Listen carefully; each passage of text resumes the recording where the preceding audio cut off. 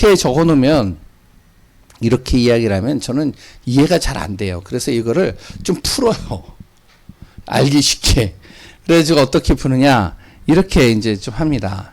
이정표를 이제 방향으로 이렇게 보면 되죠.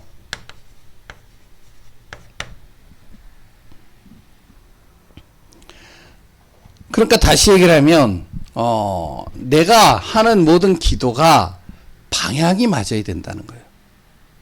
제대로 방향을 세워야 된다는 거예요. 방향을 맞춰야 된다는 거죠. 기도는 열심히 하는데 방향이 안 맞아요. 그러면 실질적인 하나님의 응답은 못 받는 거잖아요. 내가 실컷 기도하는데 이 실컷 기도하는 것이 사단의 통로하고 방향이 맞아요. 그럼 어떻게 돼요? 계속 어떻게 하면은 사단이 주는 응답만 받을 거 아니에요. 어떻게 되냐? 내가 정말로 기도하는데 이 기도가요, 하나님의 방향하고 딱 맞아 떨어져야 되는 거예요. 그러면 결국에는 뭐가 되어지냐? 빛이 비춰지게 되고 증거가 오게 되는 겁니다. 하나님이요, 창세기 1장 3절에 2절에 보면은 흑암 혼돈 공허 속에 있는 이 땅에 하나님이 빛을 비추셨잖아요. 이 빛을 딱 비추니까 이 빛을 보고 따라오면 되는 겁니다. 빛을 보면 되는 거예요. 이 빛이 들어가는 곳마다 무엇이면 어둠이 떠나고 생명이 살아나는 거죠. 하나님이요, 창세기 1장 27절에 사람을 창조하셨습니다. 어떻게 창조하셨느냐? 하나님의 형상으로 창조된 거예요. 그러니까 사람은 어떻게 하면 하나님의 형상으로 하나님과 함께 하도록 창조됐기 때문에 하나님과 함께하는 시간을 풍성하게 누리면 되는 거예요. 이게 방향이 안 맞으면 계속 힘들어지는 거죠. 그러니까 우리가 뭐가 되어지냐? 진짜 창세기 1장 27절 그 말씀을 그냥 외우는 것으로 끝나는 게 아니라 아는 걸로 끝나는 게 아니라 진짜 우리가 문제가 오거나 평상시나 어떠한 순간 속에서도 내가 어디에 맞춰야 된다고요? 하나님께 방향 맞춰줘야 되는.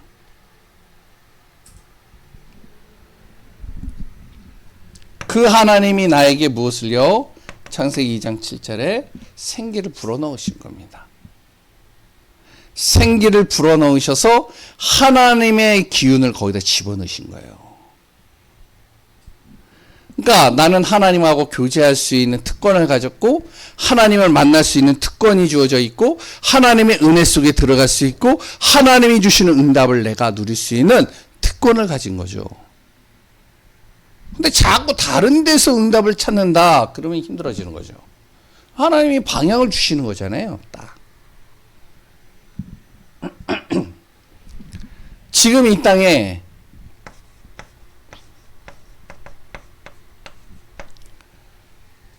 캄캄함이 만민을 덮고 어두움이 온 세상을 다 덮어버린 이 땅에 내가 너희를 빛으로 세우셨다. 그러니까 뭐라고 그러지? 일어나라 빛을 발하라. 이는 내 빛이 이르렀고 그곳에 여호와의 영광이 너희에게 임하였느니라. 그러니까 우리를 빛으로 부르셨다는 거예요. 빛이 되게 하시겠다는 거예요. 그 안에 여호와의 하나님의 영광이 임하게 했다는 겁니다. 그러니까 내가 어디요? 어둠에 빛을 비추면 되는 거죠. 가문의 어둠, 가정의 어둠, 자녀에 있는 어둠, 그래 또한 내 직장에 있는 어둠, 그래 또한 지역에 있는 어둠, 교회에 있는 어둠, 이 어둠 속에다 내 빛을 비추는 자로 하나님이 나를 세운 거죠. 그러니까 세웠으면 어떡하냐? 그 빛을 비추면 되는 거야. 아까 청년 얘기했지만 그 청년이 그런 거죠. 교회 가요. 막 어수선해요. 교회가 막 싸워요. 교회 가요. 힘이 하나도 없고요. 교회 가요. 굉장히 여러 가지 자꾸만 힘든 거예요. 이 청년 한 3-4명이요. 딱 뭐가 되어졌냐면 빛을 비추는 거예요. 그 교회. 빛을 딱 비추니까 어떻게 하면 어둠이 떠나가는 거죠.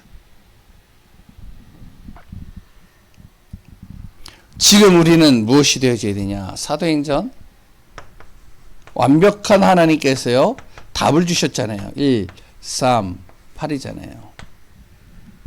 오직 그리스도면 된다. 그리스도로 인생의 모든 문제 해결하셨다. 우리가 가는 곳마다 하나님은 하나님의 나라를 이루게 할 것이다. 내가 할 수 없기에 하나님이 나를 성령으로 충만하게 하실 것이고 나를 증인되게 하리라. 하나님이 주시는 방향, 뭐 이외에도 뭐 많이 있을 수 있겠지만 붙잡고 내가 인도받는 겁니다. 모세 한 사람도요, 그렇게 부인을 많이 했어요. 근데 하나님께서요, 화가 날 정도로 부인을 했는데 나중에 방향을 딱 맞추는 순간 어떻게 하죠? 그가 가진 지팡이, 그가 가는 발걸음, 그가 말하는 모든 것을 하나님이 역사해 버리잖아요. 우리가 진짜로 인도받는 응답, 우리가 놓치지 말고, 저도 그렇고 우리 교회 성도님들도 그렇고 인도받는 축복되어져야 되겠습니다. 그러면 어떻게 기도를 세우고 어떻게 기도하고 어떻게 방향을 잡고 가느냐. 전도하는 제자 있죠. 전도 제자입니다. 복음 전하는 제자예요. 우리 교회 성도님들 누구나 다 포함되어 있죠. 어떻게 하느냐. 방향을 이렇게 잡으라는 겁니다. 금토일. 다시 얘기하면 뭐냐면 금요일부터 주일까지 주시는 말씀입니다. 이 말씀을 내 안에 각인시키라는 거예요. 무조건 그냥 전도하지 말고 무조건 현장에서 막 복음 전하려고 하지 말고 금요일부터 주일까지, 다시 얘기하면 금요일날 주시는 치유, 그리고 또한 토요일날 주시는 뭐죠? 우리 전체의 흐름, 그리고 또한 주일날 주시는 바로 언약의 복음의 말씀, 이걸 가지고선 답을 얻고 힘을 얻고 이 안에서 모든 응답을 다 찾아내는 것이죠. 이걸 내 안에 각인시키라는 거예요. 이 각인된 거를 내 삶에다가 뿌리를 내리라는 겁니다. 24시 나의 삶 속에 모든 문제, 사건, 일, 만남, 모든 것에 이것을 적용시키라는 겁니다. 체질. 말씀으로 완전히 볼 수 있고, 말씀으로 그것을 확인할 수 있고, 말씀으로 답을 줄 수 있는 체질이 될 수 있죠. 이렇게 하라는 거예요. 이걸 놓고 기도하라는 겁니다. 하나님이 열어가시겠다는 거죠.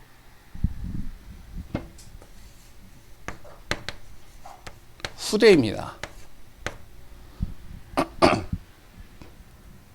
우리 후대는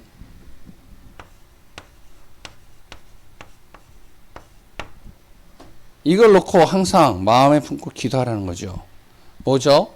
바로 누구나 올 수 있고 참된 치유가 일어날 수 있는, 그래 또한 후대가 살아나는 그 응답의 축복을 누리는 귀한 교회를 세우는 후대. 그래서 하나님이 또 사도행전을 통해서 바울에게 또 메시지를 통해 후대에게 전달하는 것이 있었잖아요. 사도행전 17장 1절에서 3절에 보면 뭐라고 나오죠? 거기에 예수가 그리스도이어야만 하는 이유, 이걸 정확하게 답을 얻으라는 거예요. 후대들은 이걸 놓고 기도하라는 거예요. 그냥 그리스도 모든 문제 해결 이렇게 하는 게 또 맞는데, 가장 중요한 왜 그리스도가 모든 문제 해결자이신지, 왜 그리스도가 나의 인생의 모든 문제를 해결하셨는지 거기에 대한 답을 얻으라는 거예요. 그걸 놓고 기도하라는 거예요.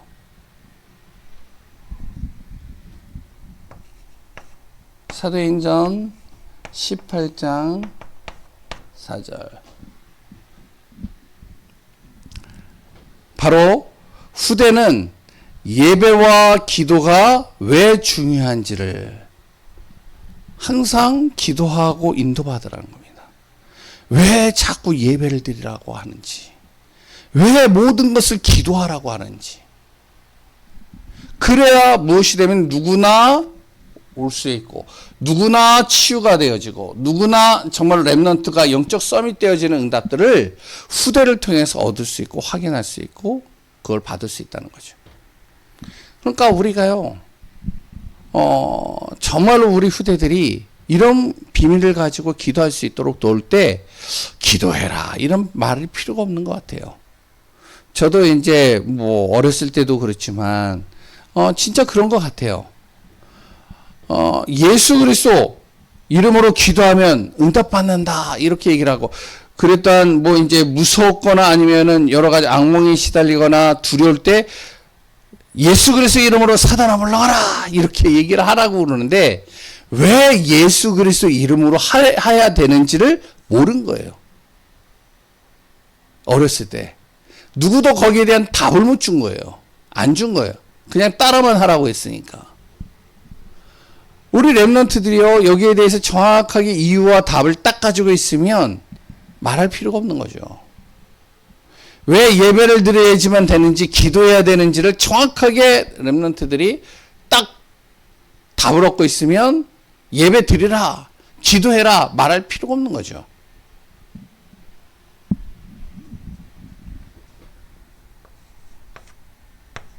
사도행전 19장 8절, 하나님 나라의 일입니다.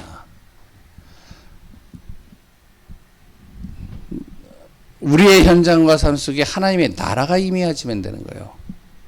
하나님 나라의 일을 이뤄가는 렘넌트가 될 수 있도록. 하나님이 렘넌트를 통해 하나님의 나라를 이뤄가기를 원하시는데, 자꾸만 이거하고는 상관없는 다른 쪽으로 방향을 틀어요.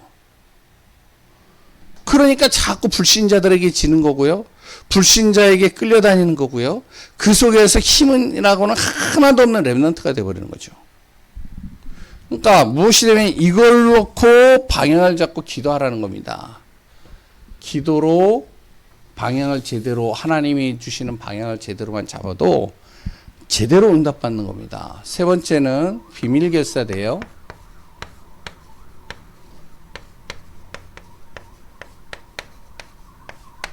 묵상. 혼자 있는 시간이죠. 비밀결사대 다시 얘기하면은 중직자를 얘기를 합니다. 중직자. 로마서 16장에 보면은 이제 23명인가 24명의 별명을 가진 중직자들이 나오죠. 그 중직자들이 비밀결사대예요. 보이지 않게 바울의 가는 발걸음 속에 보이지 않게 그 로마 복음화에 가장 중요한 역할을 한 사람들입니다. 그러면 정말로 중직자는요, 하나님이 주시는 언약을 붙잡고 무엇해야 되느냐? 현장에서 삶 속에서 복음 때문에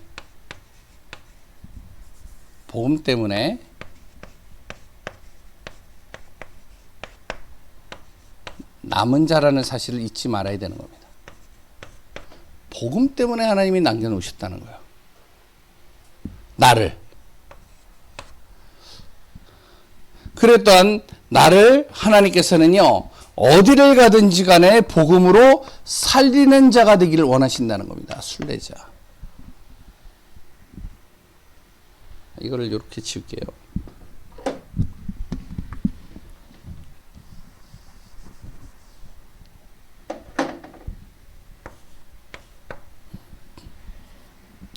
그리고 또한 비밀결사대인 중직자는 복음을 가지고 모든 현장을 정복하기를 원하시는 겁니다. 정복자로 서기를 원하시는 거죠. 이걸 놓고 기도하라는 거예요. 그리고 복음으로 흩어진 자, 다시 말하면 복음으로 가는 현장마다 증인의 삶을 사는 중직자가 되라는 거죠.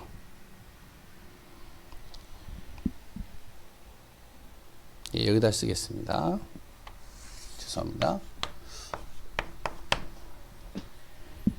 그리고 또한 그 복음을 무엇을요? 빛을 비추는 자, 파수꾼이죠.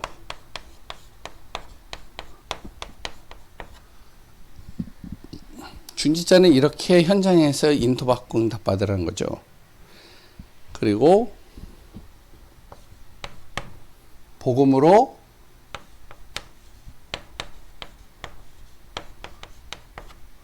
그 현장의 흐름을 바꿀 수 있는 정탐꾼이 되어지는 응답들이라는 거죠. 그러니까 우리가 민수기 보면 아시잖아요.